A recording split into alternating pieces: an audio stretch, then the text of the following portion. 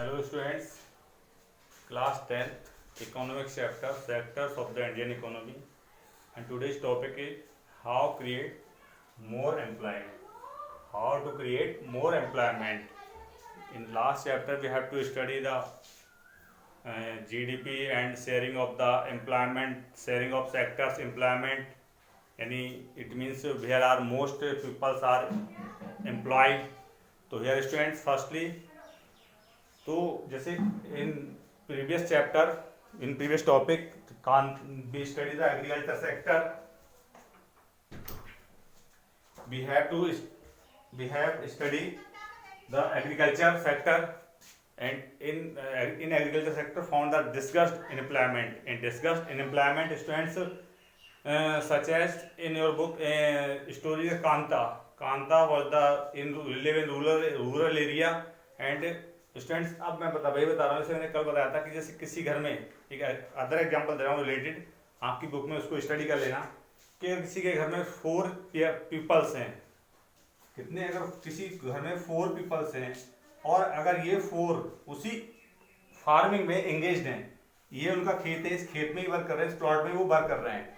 तो स्टूडेंट्स और यहाँ पर वर्क कितना है, 2% का वर्क है, यानी इसमें 4 इसी में एंगेज्ड है ये, बट यहाँ पर 2% से वर्क कर सकते हैं, लेकिन इनके पास जो 2 एक्स्ट्रा हैं उनके पास वर्क ना होने की वजह से वो 4% उसी में एंगेज्ड हैं। अगर ये इसमें से जो 2% एक्स्ट्रा हैं, अगर ये यहाँ से बाहर को आ जाएं, यहाँ ना करके यहाँ पर जो 4 थे तो 2 की जरूरत है, अगर 4 बाहर आ जाएगा, 2 बाहर आ जाएंगे यानी यहाँ पर वर्क नहीं करेंगे, तब भी ये 2 यहाँ पर वर्क कर लेंगे, तो ये बाहर भी वर्क कर सकते हैं। यही क्या कहलाता है, ये डिस्गस्ड अनएम्प्लॉयमेंट कहलाता है। अब स्टूडेंट्स है कि हम मोर एम्प्लॉयमेंट कैसे क्रिएट करें, तो स्टूडेंट फर्स्टली देखिए यहाँ पर सम जो अपॉर्चुनिटीज हैं एम्प्लॉयमेंट की रूरल एरियाज में, कि डाइवर्सिफिकेशन एग्रीकल्चर, यानी एग्रीकल्चर को डाइवर्सिफिकेशन ठीक से करिए, उसमें इरिगेशन फैसिलिटीज दीजिए, क्या कि मोर देन, जैसे इंडिया में अप्रॉक्सीमेटली 60% जो 55 से एबव ही पॉपुलेशन है जो एग्रीकल्चर में इंगेज्ड है, तो यहाँ पर क्या है कि स्टूडेंट्स एम्प्लॉय, उसमें बहुत सारे वर्कर्स एम्प्लॉयड हैं एग्रीकल्चर में, बट वहां पर एग्रीकल्चर जो लिमिटेड क्रॉप्स उनके पास लिमिटेड क्रॉप्स है, तो उनको अदर क्रॉप्स में एग्रीकल्चर के अदर सेक्टर में भी उन्हें, जैसे हॉर्टिकल्चर है, सेरिकल्चर है, फिशिकल्चर है या एनिमल रियरिंग है, इन सब में इंगेज करना चाहिए, और उसकी जो इरिगेशन सिस्टम है वो बेटर करना चाहिए, जैसे कि इरिगेशन अच्छा होगा तो वो अपने खेत में मतलब प्रोडक्शन ज़्यादा कर पाएंगे, उसको उसमें जब ग्रोथ अच्छी होगी तो प्रोडक्शन अच्छा होगा। और इसी फार्मिंग के अलावा मतलब जो फार्मिंग करते हैं, जो क्रॉप्स ग्रो करते हैं, इन क्रॉप्स के अकॉर्डिंग मतलब अदर जो फार्मिंग से ऐड हैं, जैसे pisciculture, horticulture and animal rearing, ये भी इनको भी मतलब आगे बढ़ाना चाहिए। नेक्स्ट स्टूडेंट जैसे चीप क्रेडिट, अब इसके साथ में जब वो अपनी फार्मिंग कर रहे हैं, एग्रीकल्चर कर रहे हैं, तो उसके साथ में क्या होना चाहिए कि उन्हें सस्ता लोन भी प्रोवाइड कराना चाहिए, जैसे कि वो अपने जो मतलब वो जो टूल्स हैं उसको मतलब उसके लिए अपनी पैसे की कमी होती है, जो पैसा नहीं होता है, तो वो चीप है सस्ता लोन लेकर अपने एग्रीकल्चर में वो पैसे को इन्वेस्ट कर सकते हैं, उससे टूल्स परचेज कर सकते हैं, अपने मशीन्स परचेज कर सकते हैं। बेसिक फैसिलिटीज उनके पास होनी चाहिए। अब ये बेसिक फैसिलिटीज स्टूडेंट्स क्या है, ये बेसिक फैसिलिटीज हैं जैसे ट्रांसपोर्ट, जैसे ट्रांसपोर्टेशन होना चाहिए, क्योंकि जब एग्रीकल्चर में प्रोडक्शन होगा तो उसके लिए ट्रांसपोर्टेशन होना चाहिए, तभी तो वो दूसरी जगह ले जाएगा उसको, दूसरी जब क्रेडिट लेगा तो उसके लिए बैंकिंग भी होना चाहिए, है ना, तो इंडस्ट्रीज और ये बैंकिंग, ये ट्रांसपोर्टेशन सिस्टम भी होना चाहिए। Next student small scale industries,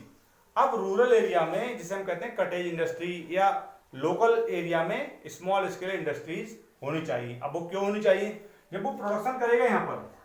तो उसका जब प्रोडक्शन जब वो फार्मिंग करेगा तो उसका जो सरप्लस होगा, सरप्लस जो प्रोडक्शन होगा उसे उसके लिए स्टोरेज चाहिए,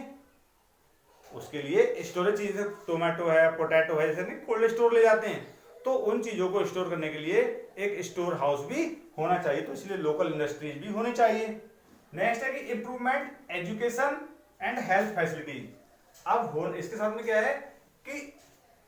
एजुकेशन और हेल्थ फैसिलिटीज में भी इंप्रूवमेंट होना चाहिए। जब लोग हेल्थी और एजुकेटेड होंगे तो वो अच्छे से अपने वर्क करेंगे, अच्छे से अपना जो एम्प्लॉयमेंट कर रहे हैं, जो वर्क कर रहे हैं वहां पर अच्छे से करेंगे, फार्मिंग अच्छी करेंगे, या जो अदर वर्क कर रहे हैं उस वर्क को भी अच्छे से करेंगे, और जब एजुकेटेड होंगे तो वो सोच समझ के अपना वर्क करेंगे। इसके बाद स्टूडेंट्स एक था कि गरीब जो पुअर पर्सन थे रूरल एरिया में, उनको अपलिफ्ट करने के लिए एक न्यू स्कीम आई,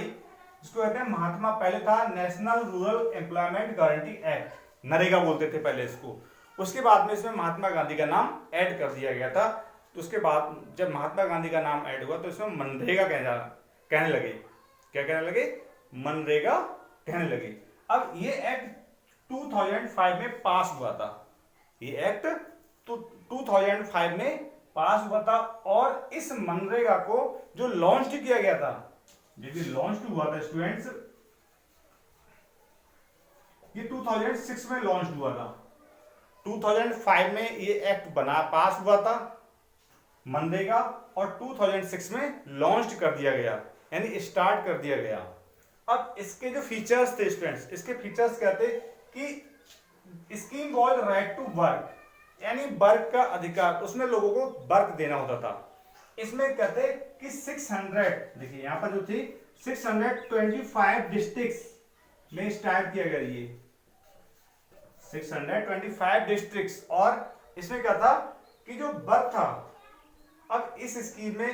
देखिए राइट टू वर्क था तो इस स्कीम में, दूसरा क्या था कि जो टारगेट किया गया था कि कैसे लोगों को यहाँ पर वर्क दिया जाए, तो शेड्यूल्ड कास्ट के लोग थे, शेड्यूल्ड ट्राइब्स के लोग थे, एंड पुअर वुमेन थी, यानी scheduled caste, scheduled tribes and poor womens को इसमें वर्क देने के लिए टारगेट किया गया था कि इनमें इन लोगों को वर्क दिया जाए, क्योंकि ये लोग एक लोअर फैमिली से बिलोंग करते थे। दूसरा, इस स्कीम में क्या था, 100 डेज की गारंटी थी वर्क देने की, 100 डेज की, यानी 100 डेज की जो एम्प्लॉयमेंट था, यानी इन अ ईयर, यानी एक साल में 100 डेज का जो था वो वर्क देने की गारंटी दी गई थी। दूसरा स्टूडेंट इसमें और क्या था कि जो ये वर्क था, तो जो स्कीम थी इसमें 100 डेज की जो वर्क थी एम्प्लॉयमेंट की रूरल हाउस होल्ड को एवरी ईयर, यानी हर साल, ईयर इन एवरी। और स्टूडेंट्स में क्या था कि under the scheme the panchayat after proper verification will registered house hold, यानी इसमें उन लोगों का कार्ड बनता है जो इसमें वर्क करते हैं, उनका कार्ड बनता है, उनको रजिस्टर्ड किया जाता है। और इसमें क्या था कि जो कार्ड बनता है तो जॉब कार्ड, उसको एक लीगल डॉक्यूमेंट्स माना गया। और इस एक्ट के अंतर्गत कि विद इन 15 डेज जो वर्क है अलाउ, कि विद इन 15 डेज जो वर्क था of the demand of the work, यानी इसमें जो एक्ट में क्या था कि 15 डेज के अंदर जो वर्क था वो प्रोवाइड कराना था, कि 15 of the demand for the work following which unemployment allowance would be payable, यानी तो ये 15 डेज के अंदर इसमें वर्क देना था, 100 डेज का वर्क था इसमें 1 ईयर में, तो 625 डिस्ट्रिक्ट में ये स्टार्ट चल रहा है वर्क। और SC, ST and poor women के लिए वर्क लाया गया, और राइट टू वर्क इस स्कीम में प्रोविजन था, इंप्लीमेंट किया गया था इसमें। 2005 में पास किया गया एंड 2006 में इसको लॉन्च किया गया था। So that's all students.